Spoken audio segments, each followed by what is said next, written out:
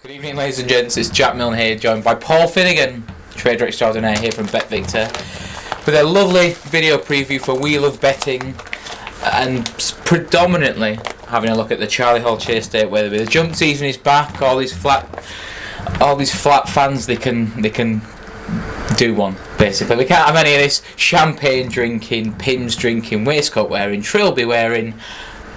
Not very nice people. It's the jump season, it's flat cap wearers, it's proper national hunt racing. 3 mile 1, grade 1 chase at Wetherby, West Yorkshire, murky skies. Paul, who's going to win?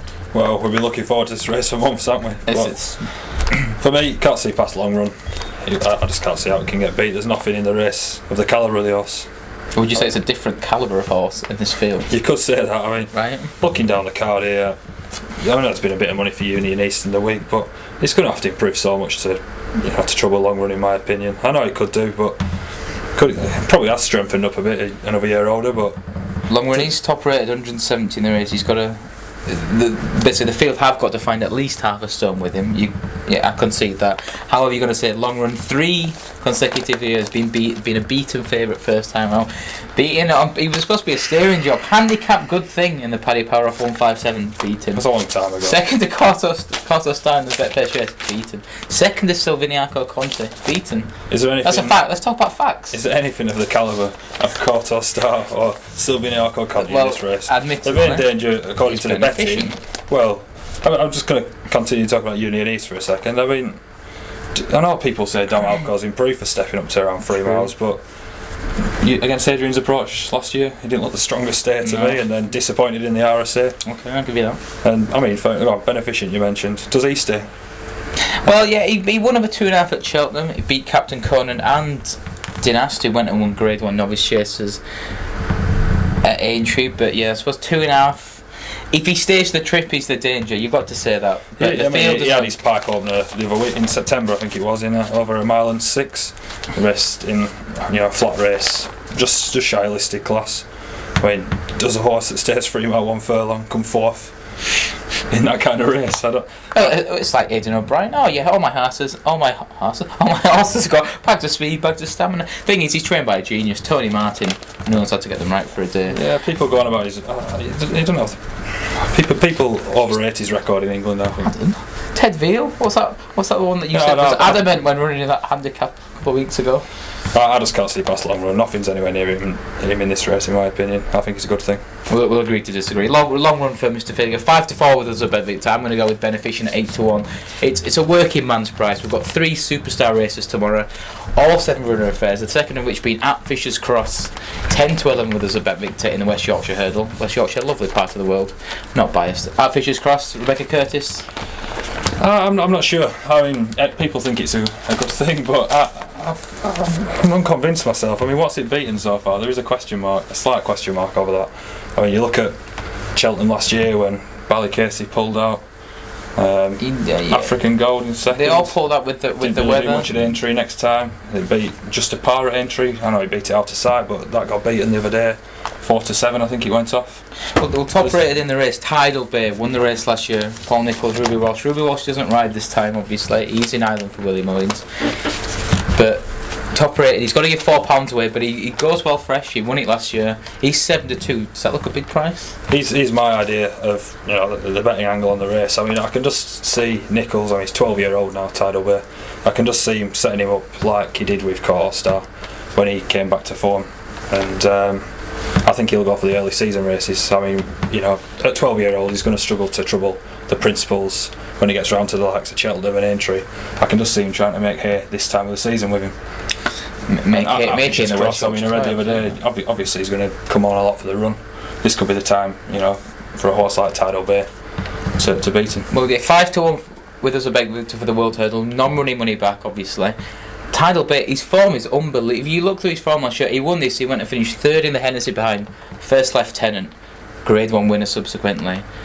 Bobsworth obviously won the Gold Cup. He then went and won the Lexus Island, probably arguably the Ride of the Year by Ruby Walsh. Race of the Year, possibly. I did my pizzas and then some. Sir de Champs obviously came out of that race. Gradually got built up by Willie Mullins, but Tidal Bay spanked the field by just outstaying him. At Fisher's Cross, 3 mile 1. On good ground, it's That's the thing, it would like it to be softer, wouldn't it? And 7-2, you'll see a lot of each-way thieves out in force. Isn't that right, Mr. Burr? Anyway, JN Wine chased it at Down Royal. Massive race. We've got to give a big plug for our man in the sky, Charlie McCann, who has gone on about a horse called Mount Belbulben for this. He thinks this has been absolutely laid out, irrespective. He's been doing his rain dance all morning. He said it needs rain. The owner, Brian Connell, thinks it's not going to run if the ground's too good. Paul Mount Belbulben, good price? I think so as well. I have to agree with the great man. I mean, you're looking through the rest of the horses in the race. Size in Europe, does he stay 3 miles properly? I'm not convinced. Longer than Sam Wilson at a free bar. Jesus, Joseph Mary. Do you think he stays size in Europe? I think he does, but the only problem is, does he stay truly run 3 miles? You'll see him. He got 3 miles. But he was on his feet against Quito de la Roca in this exact race 2 years ago.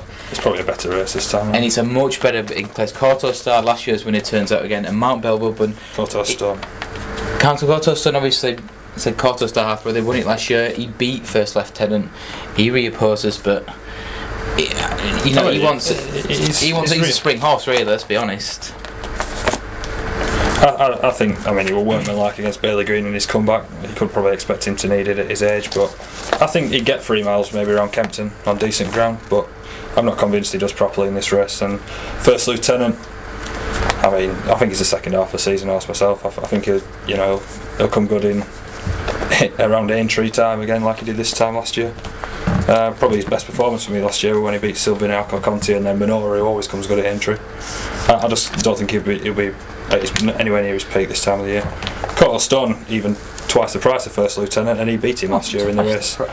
I mean, I know he was on softer ground, but you could argue that he's more value than First Lieutenant. And like you said about Paul Nicholls, getting them ready first time out, getting them ready fresh, so he can pick up these nice little pots as he did last year to try and at least give himself a chance against Nicky Henderson in the. I wouldn't dismiss Coral Stone. I just think that Mount Belbulben's got the potential to be top class, and I just think he's got a lot less doubts than the rest of the field for me. And that's the thing. In the novice chase at Punchestown last year, he beat the field. He absolutely spanked them, bent them over, and gave them a right good hide. In 20 lengths he beat them. And the key to him is, as our great man here, Charlie McCann, said, it's all about going right-handed.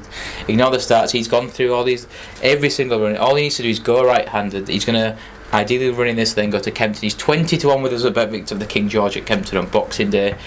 Expect that to go if he gives any form of performance tomorrow, irrespective whether he's beaten second or third, as long as he's shown signs that, because the King George is his race. Charlie thinks the price is wrong. He goes and speaks for the traders every morning, pulls the Mr. McCann face. 20-1, guys, really? Do we want the Christmas bonus? But 20-1 for the King George, 7-1 with us tomorrow for the German chase at Down Royal. And don't forget, ignore that, there's also cracking racing at Ascot. The 3 mile big handicap race, won last year by Roberta Goldpack, Nicky Henderson, Barry Geraghty rides Triola Delane. Can he double up?